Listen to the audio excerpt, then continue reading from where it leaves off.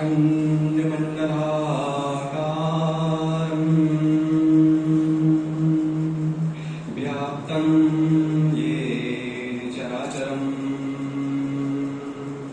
तत्पदं दर्शितं येन तस्मै श्री गुरुवे नमः।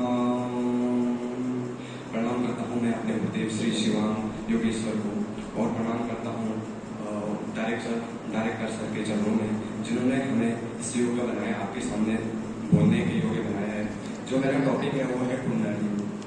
वैसे देखा जाए तो कुंडलिनी जो टॉपिक है वो बहुत बड़ा विस्तार टॉपिक है, तो मैं सूक्ष्म रूप से आपको यहाँ पे कुंडलिनी के बारे में बताऊंगा। योग शास्त्र एक प्रयोगात्मक शास्त्र है, जहाँ हमारे साधु महात्माओं ने कई वर्षों तपस्या करके अपने इस शरीर में कुंडलिनी नाम की एक शक्ति पाई है, और उन्होंने अपने इस अनुभव को लिपिबद्ध किया है, जिनको आज हम पढ़ते हैं और कुंडलिनी के बारे में जानते हैं। यत्र पिंडे तत्र ब्रह्मांड में, जो इस पिंड में है वही ब्रह्मांड में है, और जो ब्रह्मांड में है वही इस पिंड में है। पिंड यानी कि शरीर। कुंडले अशास्त्र इति कुंडले, अर्थात दो कुंडल ईड़ा और पिंगला, जहाँ हमारी बाहिनी ओर से बहने वाली ईड़ा और दाहिनी ओर से बहने वाली हमारी पिंगला, इन दोनों नाड़ियों के मध्य एक और नाड़ी सुषुम्ना नाड़ी। इसी सुषुम्ना नाड़ी के मध्य एक और नाड़ी रहती है जिसका नाम है चित्रिणी। इसी चित्रिणी नाम की नाड़ी से माँ कुंडलिनी शक्ति का जो रास्ता है इसी चित्रिणी नामक नाड़ी से गुजरता है।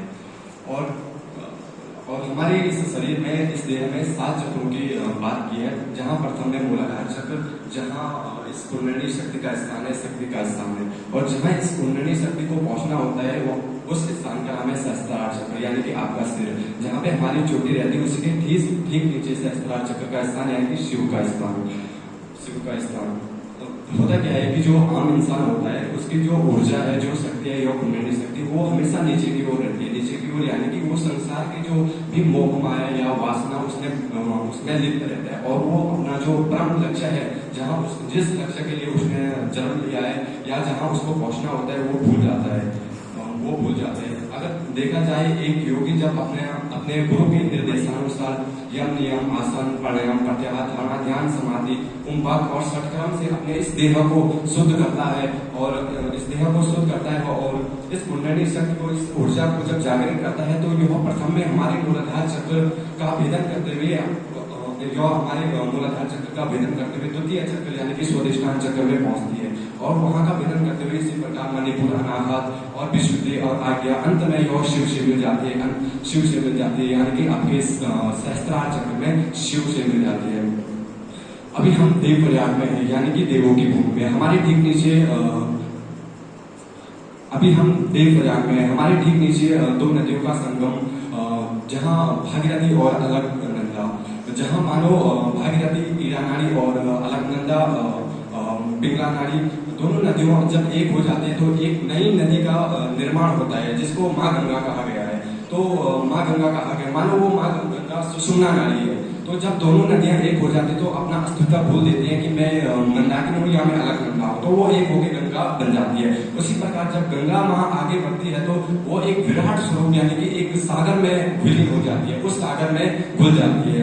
तो वो गंगा माँ भी अपना अस्तित्व भूल देती है कि मैं गंगा माँ हूँ, वो उस विराट स्वरूप, विराट सागर का हिस्सा बन देती है। उसी प्रकार जब एक योगी की कुंडलिनी शक्ति जागृत होती है, उसके मूलाधार से जब वो जागृत, वो अपने मूलाधार चक्र से जब वो कुंडलिनी शक्ति जागृत हो जाती है, तो वो व्यक्ति या वो योगी भी अपना अस्तित्व भूल जाता है, और वो भगवान शिव से वो शक्ति एक हो जाती है।